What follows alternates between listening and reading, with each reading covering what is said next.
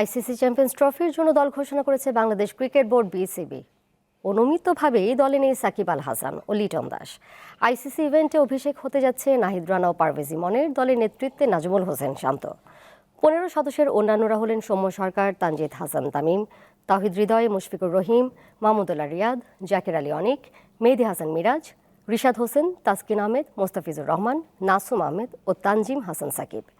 দুপুরে মিরপুর শেরেবাংলা জাতীয় ক্রিকেট স্টেডিয়ামের প্রেস কনফারেন্স রুমে আয়োজিত সংবাদ সম্মেলনে দল ঘোষণা করেন প্রধান নির্বাচক গাজী আশরাফ হোসেন লিপু। আগামী 20 ফেব্রুয়ারি ভারতের বিপক্ষে ম্যাচ দিয়ে শুরু হবে টাইগারদের চ্যাম্পিয়ন্স ট্রফি মিশন। শুধু ব্যাটসম্যান হিসেবে তাকে আমরা সিলেকশন প্রসেসে সাকিব আল হাসানের অবস্থানটা ছিল একজন ব্যাটসম্যান হিসেবেই আমাদের কাছে, এবং আমাদের এই দলে আসলে টিম কম্বিনেশনটা সাজাতে গিয়ে শুধু ব্যাটসম্যান হিসেবে তাকে আমরা এই 15 জনে অ্যাকোমোডেট করতে পারিনি। লিটনের আউট অফ ফর্ম, একটা ব্যাটসম্যান দীর্ঘদিন ধরে এই একই ফর্মেটে রানের তীব্র খরায় ভুগছে।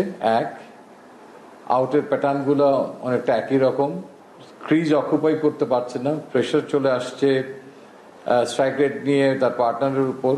Number 3 is getting exposed.